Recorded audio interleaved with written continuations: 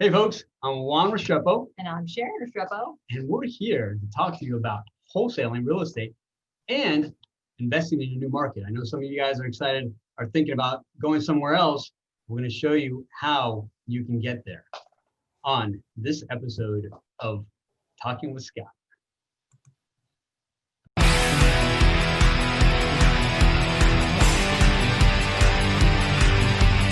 This is the Note Closer Show, where you get the latest developments in distressed note investing and learn the secrets of how you can control millions of dollars worth of property for pennies on the dollar. Get educated and entertained by someone who has closed thousands of deals and lives to support you in achieving the same. Now, here's your host, CEO of We Close Notes, Scott Carson.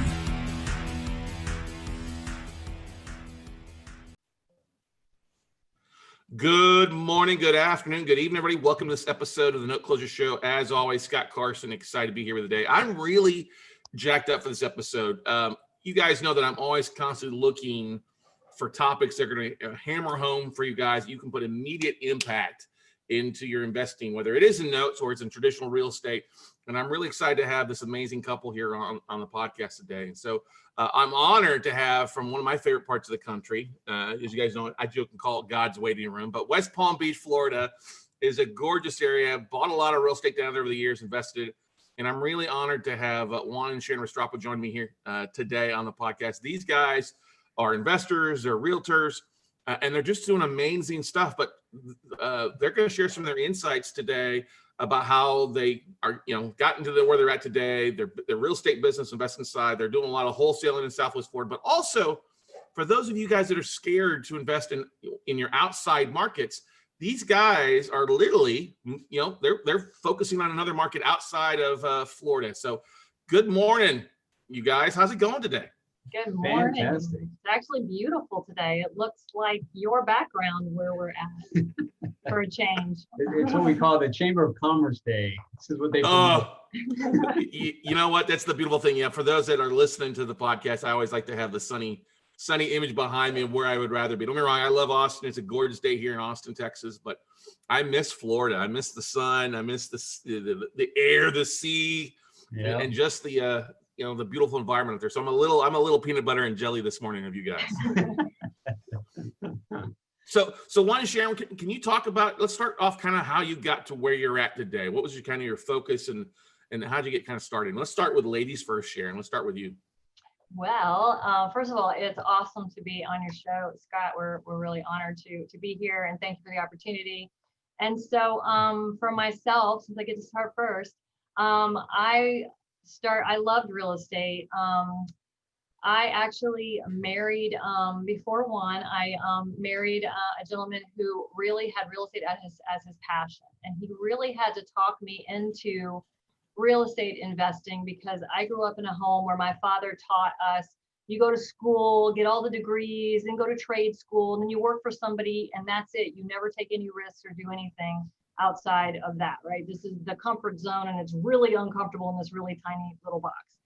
And so that was the mentality I had. And he had to really, talk me into this long, safe plan.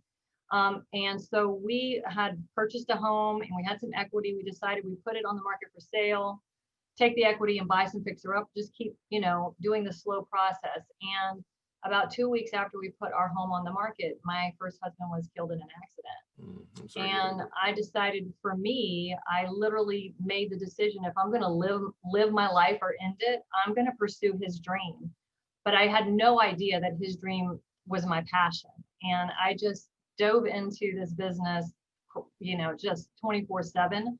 Really, at first, it was to keep from being so miserable. And I started buying fixer-uppers. I made all kinds of mistakes. I was buying from wholesalers, and I was like, wow, they're making just as much money as me, but I'm doing all this work. I really think that I want to learn that side of the business. And then, as fate would have it, my father became terminally ill, and this was over 20 years ago. My family moved him in with me because I essentially worked from home.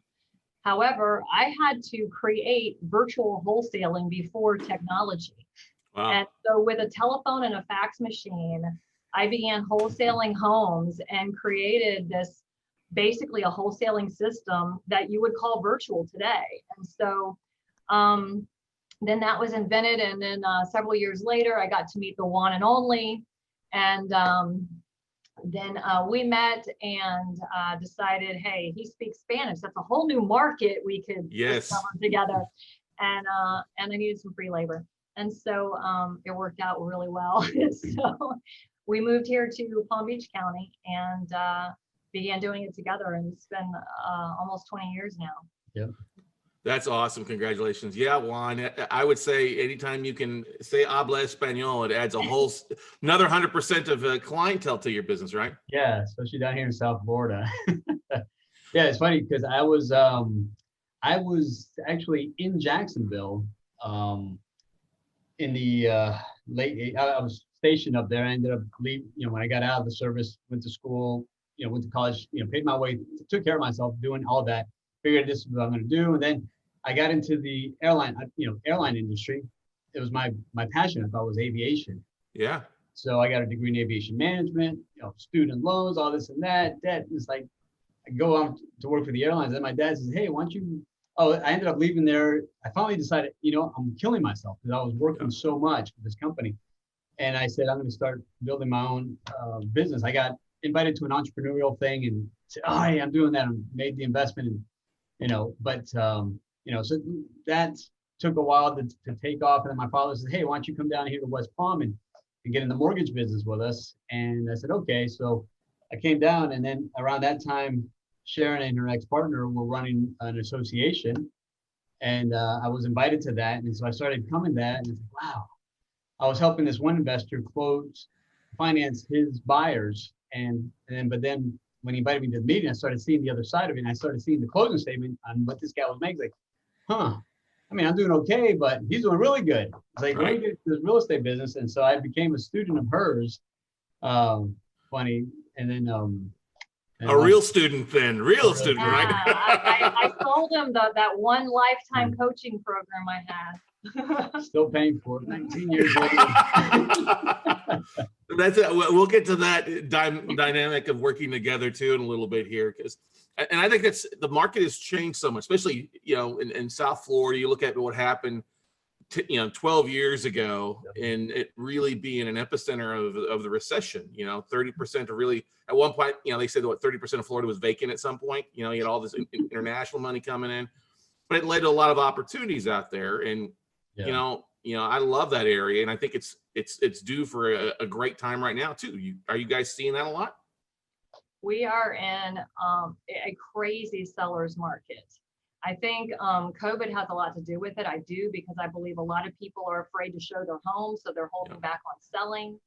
And I think, you get asked this question a lot, probably you do as well. Like, what do you think, like, post-COVID is going to happen? A lot of people think we're going to have this major correction. And personally, I know you didn't ask this, but personally, I don't think the banks are going to dump a lot of properties. I think they're too smart. Yep. They know better. And I think that what we'll see is all these people that waited till COVID was over, they're going to go, wow, look what my neighbor got. Now let's put our houses on the market. So we're going to see a whole bunch of houses come on the market with a bunch of sellers that think they're going to get what their neighbors got. And then when the supply increases, we're going to have an adjustment. But I don't see personally the market really tanking. I don't think we should hold off from buying. I think that if you're a smart investor, you still do your numbers and purchase smart. Yeah, that's the thing. I look at everything from my conversations with bankers and different funds out there, and with all the government loans being basically in default, but they're basically just kicking the can down the road another 6 months, giving people opportunities to get back on track. That's going to happen. I do think we are going to see a bigger downturn in the commercial space with defaults and vacancies and stuff like that. That's going to be more of the epicenter this time around. You're still going to have investor loans and student housing. Your returns are down quite a bit because obviously if people aren't going to class, they're not living on campus, and then the cities that surround those campuses are struggling as well too. But you'll see some, but it's not going to be REO wave 2021. It's not going to be that kind of thing. It's the debt buying side, or if you can step into the commercial space and regentrify a lot of stuff there. But you guys have had such a huge impact the last 12 years in West Palm Beach too. A lot of commercial been built up. a lot of stuff is really, because there's always been great as West Palm Beach, but there's also some shady areas there too that have re-gentrified over the last 12 years too, Yep. right? Yeah, we're seeing a lot of commercial building. I mean, even still now, we've got some huge, the Related Group with George Perez. He's putting up a huge office building in downtown. So there's a lot of going on there. A lot of investment has been taking place, and they haven't slowed down, because I mean, we drive by there and it's like, hey, these guys are still building. It's not like before during that crash where you started seeing empty skeletons of buildings just sitting there, like they've run out of money and this and that. It's such is not the case. And I think, we're still in the middle of, I know the elections happened, but still hasn't had, nothing's been defined yet. And so what's going to happen post-election, post-COVID, depending on which administration comes in, it's like, hey, we're going to do this, and it could affect that. So, there's some sway here, but we've seen the market, it's still strong here in South Florida, yet, overcoming the COVID. During our summit, one of the guys that we interviewed was talking about how they're coming out, they pivoted, and they're providing a service like, hey, listen, we will have an open house, and we'll come in and clean the house at the end of the day. It's a kind of take away. So it's like, hey, that's a smart thing, Yep. come in and so that's again, that's an entrepreneur thinking about, hey, I need to pivot, and we need to say, all right, what's going on, and how can I adjust to the market so we don't slow down. And that's kind of the exciting thing. Again, South Florida here, I mean, we've seen prices steadily growing. And again, we have this seller's market. So, we're still seeing competition. You put the house out there and you're probably going to get a little bit more than asking. Yeah. Now, Sharon, Juan and I were talking beforehand, and you guys mentioned about you running an association. You had an investment club of some sort. How did that start off, and how has that been an impact to your business? Well, that was always great. Whenever you can bring people together that are like-minded, and we brought continuing education and workshops, just a place for people to come together locally. And that kind of retired about 5 years ago. But of course, the people who were active, you're still in communication with. So, now, we never really took advantage of technology like we're doing since COVID. And it's really been good for us because we're able to connect not just with those folks. I'm sure you're already online. But with so many more around the country. And so we've been able to have a further reach. We do a lot, not just ourselves, but we duplicate what we do for clients. And so whether people live here or not, or have their money here or not, they send it to us and we steward it for them in real estate. And so being able to reach more people and make them aware of what we do has been good for business as well. Yeah, the association was good for us for all those years, because I mean, it gives you a name. Anytime you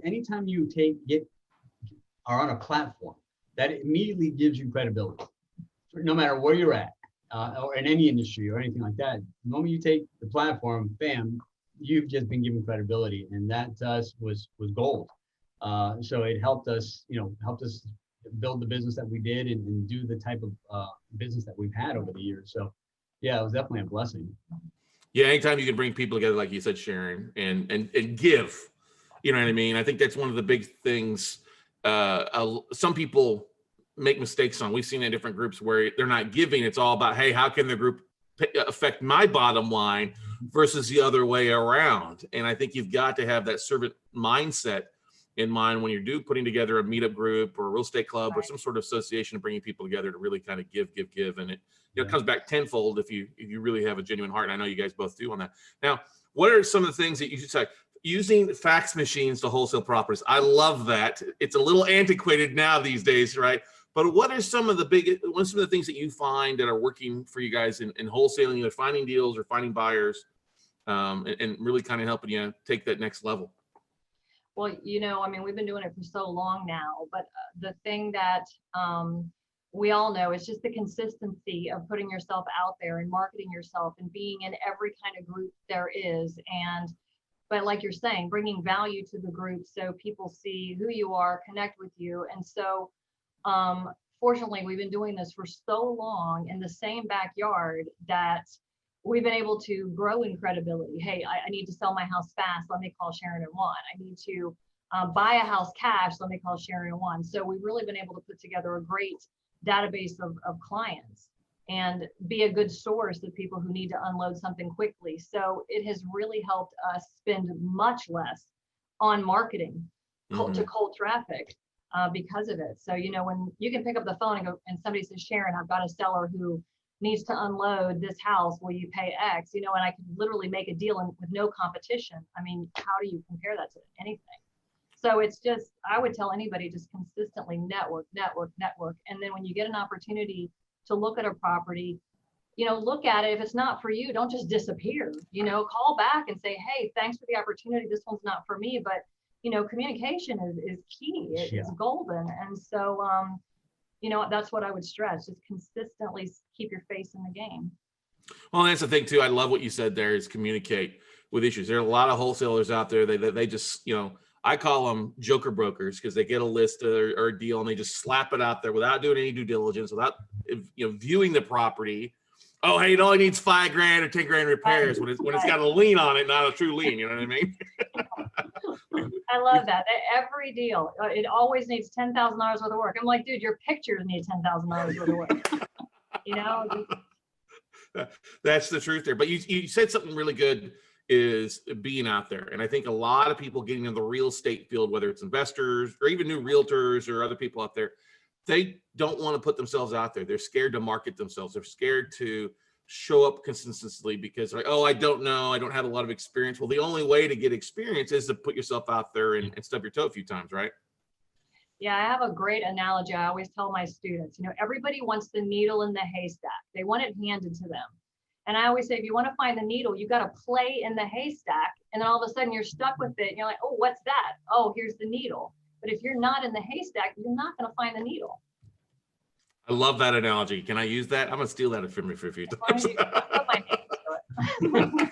Now, are you seeing, now obviously you're getting phone calls from people that are locally, but Florida has such it's kind of like Texas. We get a lot of people coming into the state there for you.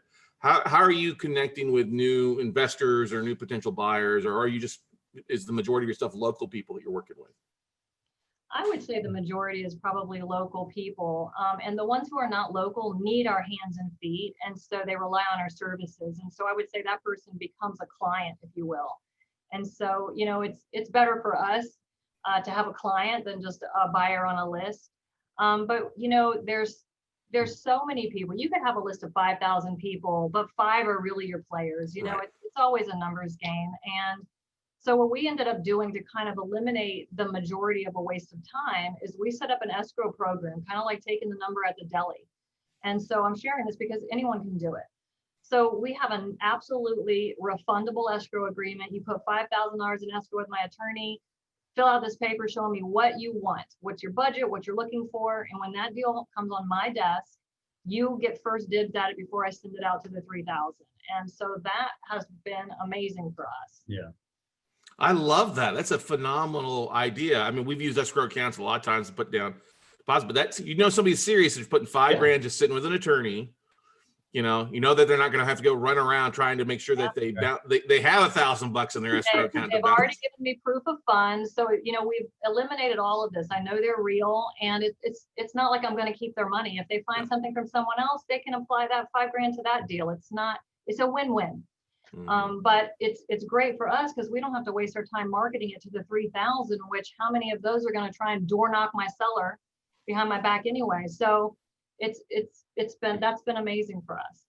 Yeah, I love it. Juan, I'd love for you, because like you said, Senator, can you talk a little about that? Because we do see that with wholesale. You see people that kind of go behind your back. How frustrating is that in a lot of ways when you find that? Not at all. But again, one of the kind of things is if we're dealing with somebody, it kind of, this is the thing. We've been at this for so long. You know who the players are. Right. And when we ran the association, we knew the other association leaders in the area. So if somebody was going to do us wrong, guess what? We talk. We would have regular meetings with the other leaders and, hey, listen, so-and-so, oh yeah, that guy, he's no good, or that girl, don't deal with her. So, and you get that. And so it's, when you do this, and again, it's by playing the game. When you're in there, you start to recognize who, just by the way they say things, the way they come at a situation, like, this guy is fishy. And you get that, for us, is that gut, that Holy Spirit feeling, like, I don't know if that's going to be something we want to go after, but you know, it's just we come to recognize, and we also deal with whoever our seller is. We kind of coach them. Hey, this is what's going to happen. We tell them that we have this ability to do. This is what's going to happen. This is what you can expect. And at the same time, we cloud title. You want to, so long and short of it, we know how to cloud title. So, because we have had it happen. I mean, not a lot, but we have had it happen. And guess what? We got paid. I said, you want to be dirty? You're gonna, you know, the thing is, it's like, but for us, what the Bible says, you know, be as innocent as a dove, as smart as a serpent. You know, hey, we know the tricks. We've been around. We're not dumb. We're not ignorant. We know. And so we play by the rules, and hey, guess what? We have a rule. We can cloud title, and you're going to have to pay us. So let's talk about that, because I think a lot of people don't realize that that's an opportunity to protect themselves. Yeah. You know, so are you slapping a lien on the property to cloud it for a while, for whether your wholesaling fee is or a percentage or something? What are you guys doing to protect your investment? We record a memorandum. So we record a two-party memorandum, and we explain to the seller, this is just normal standard business practice for us. In most contracts, it says this contract is not recordable. So, you know, we give our students forms and clauses to protect themselves. And so they just have to add this clause that supersedes that just says, hey, you know, all parties agree that this memorandum is going to be recorded. And then it's $10, $11 to record this memorandum. And basically it clouds the title. So now when the seller, whether he intends to or not intend to, or whether the other buyer knows he's going behind your back or not, doesn't matter. You're going to get the phone call that says, hey, we're trying to close this deal and we need you to sign a release. And you're like, really? That's interesting. I'm trying to close the same deal. And so we get paid. You know what? We were going to make $10,000 assignment fee. We'll sign the release for $10,000. So they might counteroffer. We might negotiate. If they truly knew they did wrong or didn't know, they could say, hey, this deal is dead. I had to deal with them. So, and I would say at least a half a dozen times in our history, it's saved us. You know, we got paid and we got the deal. And that's what happens when you play the game. I mean, you know, it's got, I mean, on your side of the deal, it's like, hey, and again, you can't be, you might get hurt once or a couple of times, but you know what? You get burned, you learn. It's like when I was in the aviation field, every FAA regulation is written in blood. Somebody died, and that's why the regulation was like, you got burnt. Hey, guess what? We got a new step in our procedures.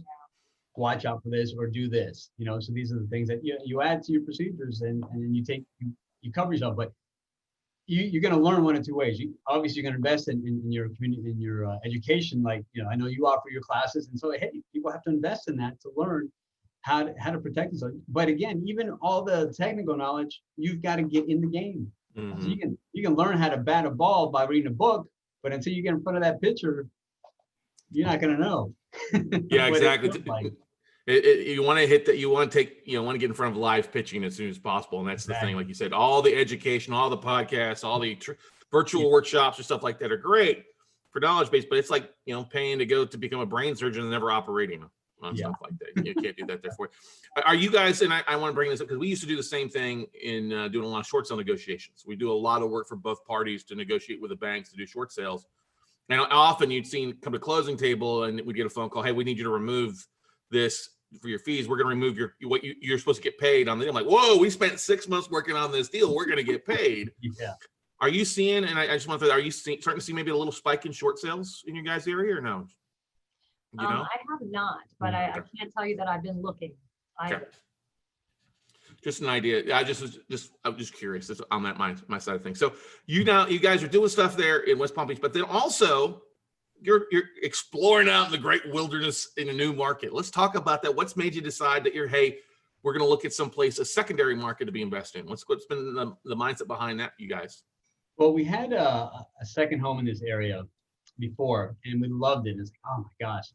I said, you know what? I've been in Florida over 45 years. Sharon was born and raised here. And so, you know, it was like, man, there's no seasons here. We'd like to kind of see some seasons. And so, you know, we kind of started seeing it. Like, you know what? There's opportunities in this market. And then obviously, through prayer as well, we felt like the Lord said, all right, hey, this is a new market I want you guys to start looking into. And so in doing that, we said, all right, we're not just going to go out there and start throwing money out there. Let's research the market. So we've got some feet on the ground over there. And we said, hey, feed us whatever's going on. And then recently, Sharon, I'll let her talk about this, but she started networking in the area. So we've been looking at deals over the years. It's like, oh, okay, I mean, yeah.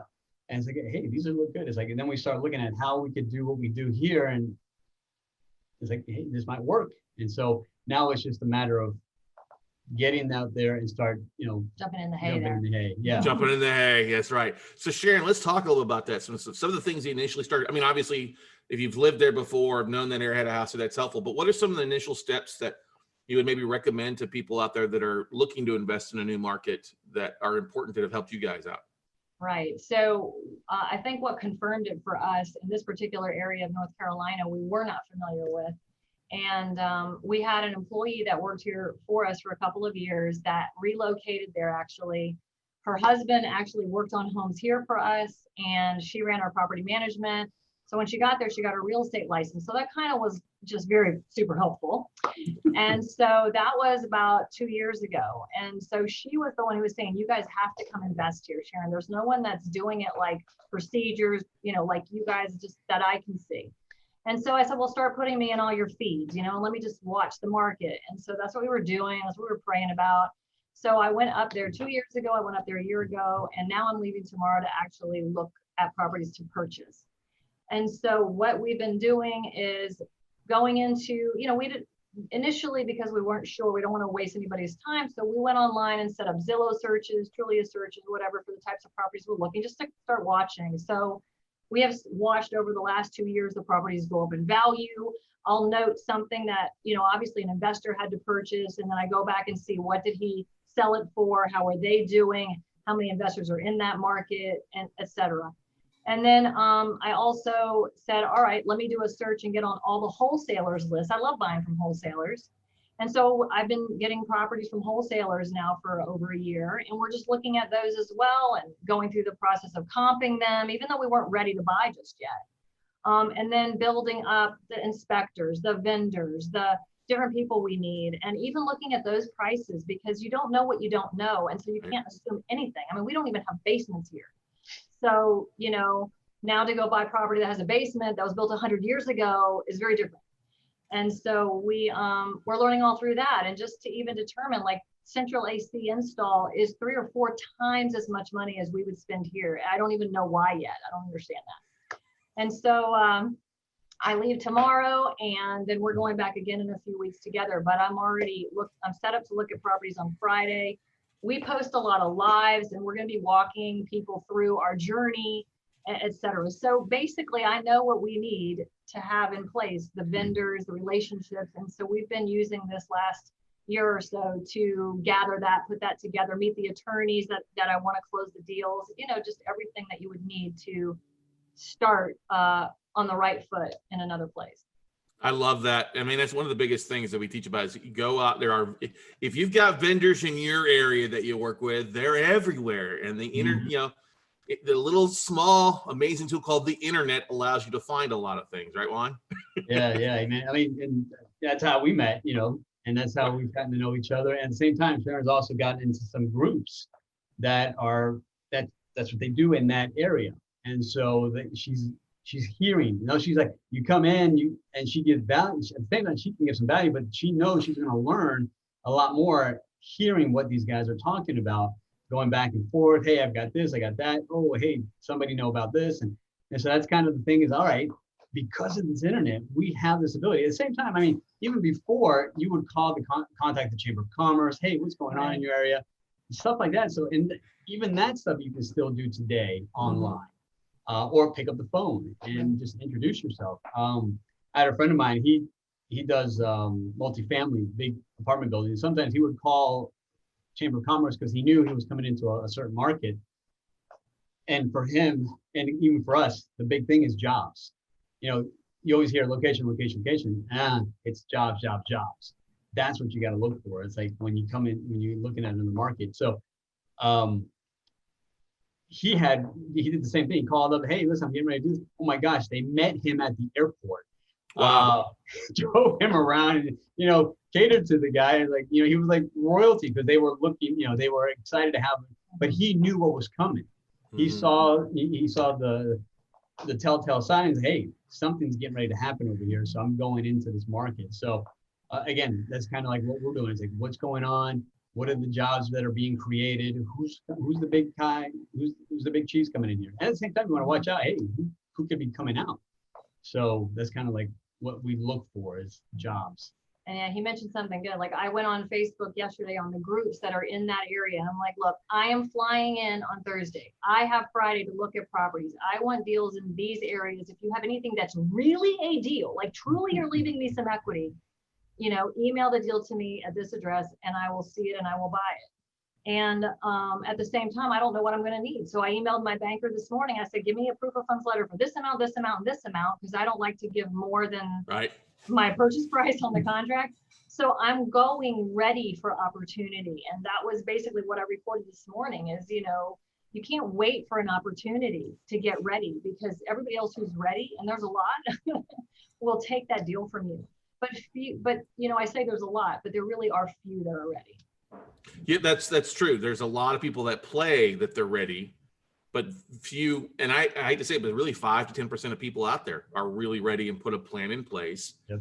And then obviously you guys have done your work, put a business a business plan or plan together for the market and focused on it and doing your boots on the ground. That's one of the things I like. It's cheap to fly. If you're going to invest in an area, get on a plane, fly around, flying into it, spend a day looking at 20, 30 properties. You'll learn more about looking at that than a market than anything else because it's hard to tell what's going on in the school across the street or the neighborhood from Google Maps. You know what I mean? Yes. Yeah. We've got some little towns here that have got richy looking names, but if you went into that neighborhood, it's a war zone. It's like and it's not far from the water, but yet it's not a nice. You wouldn't pay premium for that property, but you don't know that looking on a map or looking on Google Maps or whatever. You've got to be down there or have somebody down there. And a lot of times it's better that you're down there. So that way you get an idea. It's like, okay, that way when you talk to, because if you don't have an agent, for us, it's been a blessing that we have an agent there that we know and trust. Right. But you could be falling into the same thing where you have an agent that's, out for the commission only, looking out for himself only. It's like, okay, he's just going to tell you what you want to hear. Mm-hmm. And next thing you know, you're in deep something. Yeah, exactly. And what comes to mind, I don't know if you're mentioning, I think of Fort Pierce, Florida, like that. You know what I mean? Fort Pierce is some great looking property. It's near the water, but it is in some cases, it's pretty rough. Yeah. You know what I mean? You gotta be careful. We know exactly what you mean. Yeah, some good, the bad, and the ugly of real estate there for you out there. So yeah, we actually have a couple of lots there now. They were not lots; they were properties. They're no longer there anymore. The storm, when we bought them, it was a storm. It was like, gosh, we've owned that probably about 14 years now. A storm came and just destroyed the little cottages we had on there. It's like, all right, guess we got to demo those, and so they've just been sitting there because. The money is 4 years. Yeah. Yeah, right. Exactly. Well, that's the thing is you win some, you lose some. You have some great deals you knock out of the park. It's an average. It's a marathon. I mean, it's a marathon, not a sprint for the most part. Exactly. And I love what you're doing because look, you can wholesale some properties, make some money. And I don't want to ask, well, maybe I will a little bit. When you're looking at wholesaling properties, I know it's different per market, but what would you say you see as your average wholesaling fee that you're making in where you're at? And this varies obviously on the asset and across the board, but anything that you're really shooting for it to be worth your time to spend time on? Well, we're looking for a minimum of 10 grand. Okay. So in a hot seller's market like this, that's probably a really good average. Yeah. And when the market's not as hot, we can make a lot more, but like you're saying, it all varies, but I would say we average 10. And so, for us, we look at a deal as a wholesale strategy first. Yeah. Because if we can make 10 without ever owning that thing, it doesn't matter that we'd make 20 after 3 or 4 months. It just doesn't work out, even though it sounds like it to people. But when you start putting that into a spreadsheet and time and risk, it doesn't pay. It's got to be a lot bigger reward on the Yeah. other side of it for us to own that thing. Yeah, and everybody gets it's tied up into ROI, return on investment, and I'm a big fan of ROT, return on time. Yeah. And if you, like I said, if you can make 10 grand in a week, yeah, that beats a whole lot trying to hold out for 20 grand on rehab and then trying to sell it. And if it takes 90 days later from there and go from there, I agree totally on that there for you. Yes. Now with you guys buying stuff to move it to a new market, are you gonna be using your own funds or using other people's money, investors' funds to take some of the stuff down? What's kind of the play on that? A little bit of both. And again, we've been blessed because of again, with the association, we created relationships with people over the years, and now we have that. And again, and I know we talked about this. I'm sure you've mentioned this to your students here. When you have IRA money out there, we have investors that we use their IRA money. And when we told them what we were doing is like, wherever you go, we're going, because they've been so happy with the return we've given them over the years. We've had clients that have doubled their money with us. They came in with X amount and it's twice as much. Then it's like, wow, it's like, I could never have done that in the market. Right. So they're very, very pleased. And so it's just like, hey, wherever you go, I'm there. So, we even got people that are going to move there with us if we go.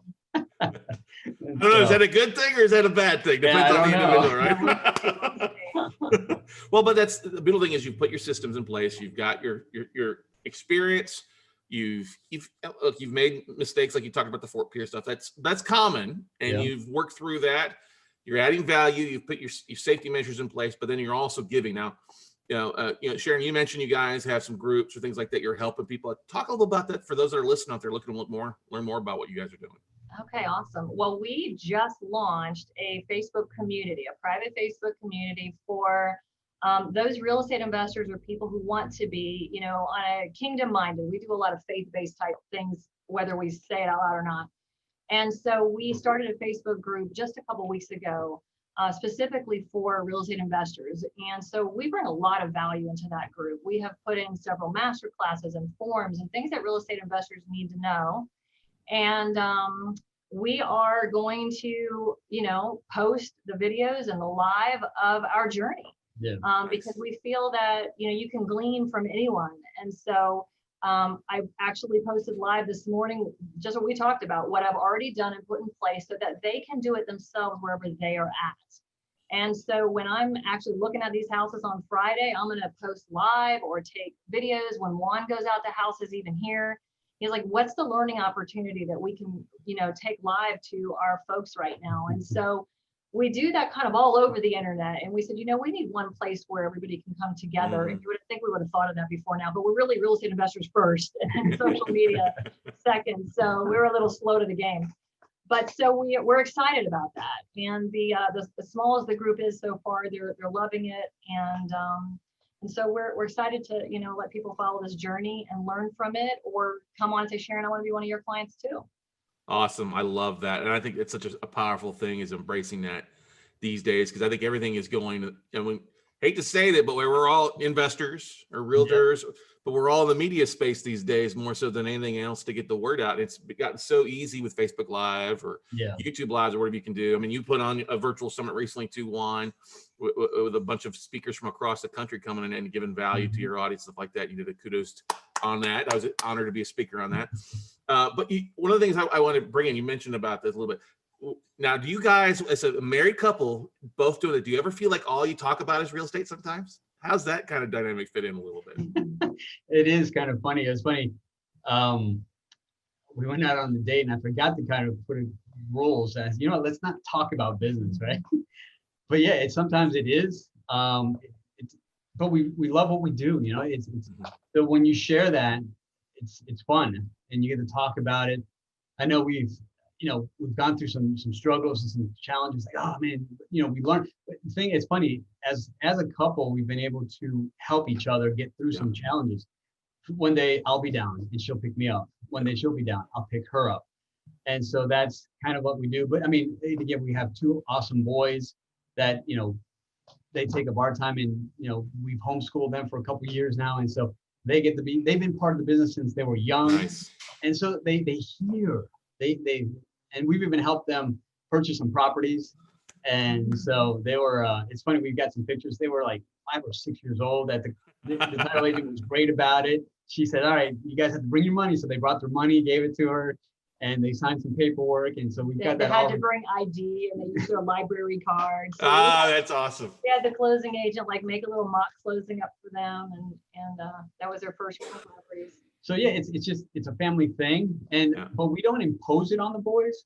Right. I was like, listen, and we don't impose college either. I was like, they're great students. They're almost A's and B's. But at the same time, I was like, hey, I want you guys to have the real world experience. I want you to understand it. Yeah, it's great that you have this technical knowledge. And so as a couple, they've seen, it's what we talk about. It's what's talked about at the dinner table. So they understand what a foreclosure is. They understand what rent is. They understand what a tenant is. They understand what repairs are and stuff like that. So, 10 and 12 years old, most kids have never, they don't, what's all that about? But we've made it fun. We've gone to houses.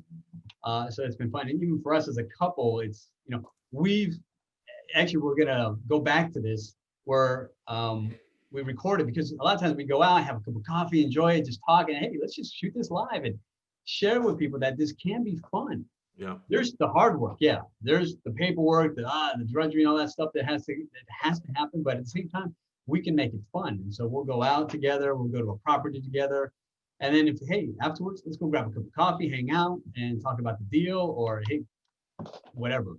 And so it's been a blessing. So yeah, we're going to celebrate our 19th year of wedded bliss. And, nice.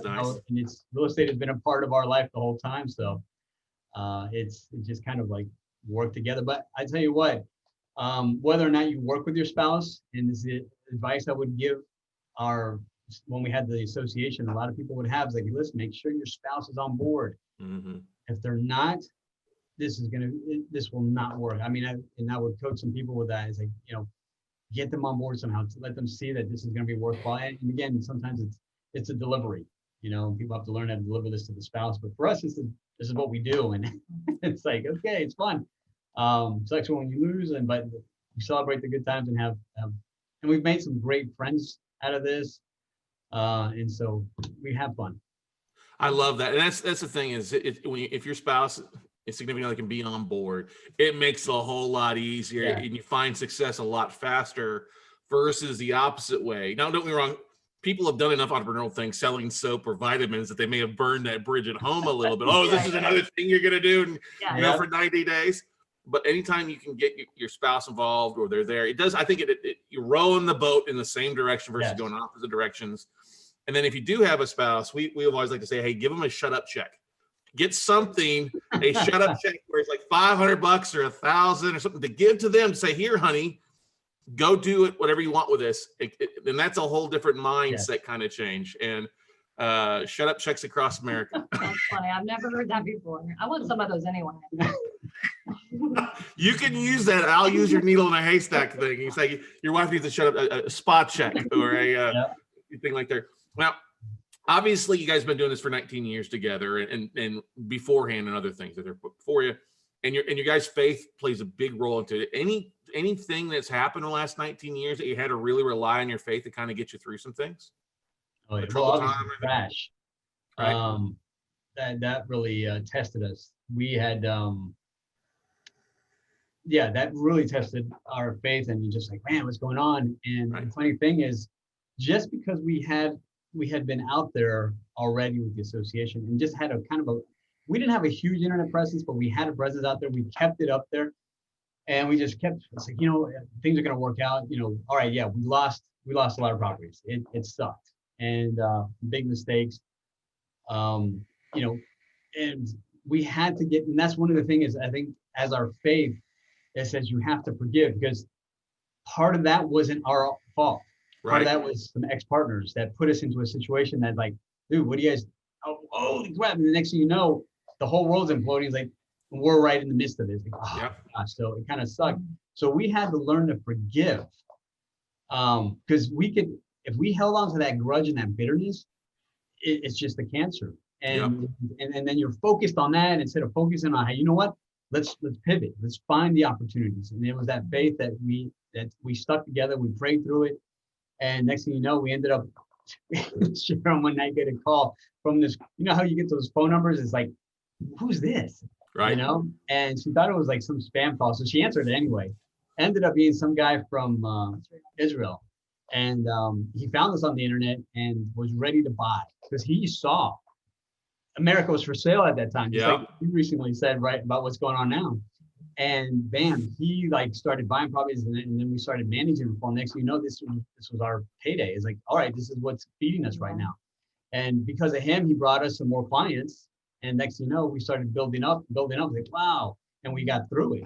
Our entire business turned to international clients and just completely grew out of nowhere. I mean, it was totally a God thing. But we also, we actually shared then. I mean, it wasn't all online at the time. You know, you're still meeting people in person, but we shared, hey guys, we're losing properties. You know, you're not the only one. Yeah. And so we were honest about our situation, and we felt that would help more people. Yeah. Because, you know, the statistics, if you were in real estate, you were going through some tough times, and so many people were taking their own lives over this stuff. Yeah. So people were very appreciative that we were, you know, honest and forthright and sharing. And I think it really helped a lot of people to, all right, I've got somebody to keep my eyes on. If they can, you know, try and keep their head above water, let's, you know, do this. Well, that's the important thing. It's not all good. And I think you learn more about yourself. You learn more about yourself as an entrepreneur, as a professional, in your faith, in going through bad times and struggling and things like that. You know, I'm always big proponent of God doesn't give us anything that we can't handle. Even though sometimes like, why am I going through this? What did I do wrong? It's not you did anything wrong. I think we've got to grow. You've got to grow from that. If you're making $100,000, you got to grow into that $1 million mindset first. But you've got to have some thicker skin, and enough people do. They fold tents, they close business, and go do something else. And I've seen a lot of that this time around. People calling me up. Oh, I tried to do this a year ago, 10 years ago, and I gave up on it. And I'm like, are you going to give up on it this time? Because it's not the same thing. You got to put the work in, put the time. There is no get rich quick scheme in real estate. Can we agree to that? Yeah, and all of your goals are outside of your comfort zone. Mm-hmm. So if you're comfortable, then you're not going to get what you want where you're at. Exactly. Big goals for 2021 for this next year coming up there for you guys. I know you guys, when you said that, you probably talk about goals and plans, knowing you guys there a little bit there. What's your big goal for the next year? Well, obviously the new market, replicating that, and just taking back, taking over some, taking the land. I guess for us is like, hey, let's see what we can do. Obviously, I'm looking at as well note buying. That's always been in the back of my mind. And then hearing you this year, like, all right, you know what?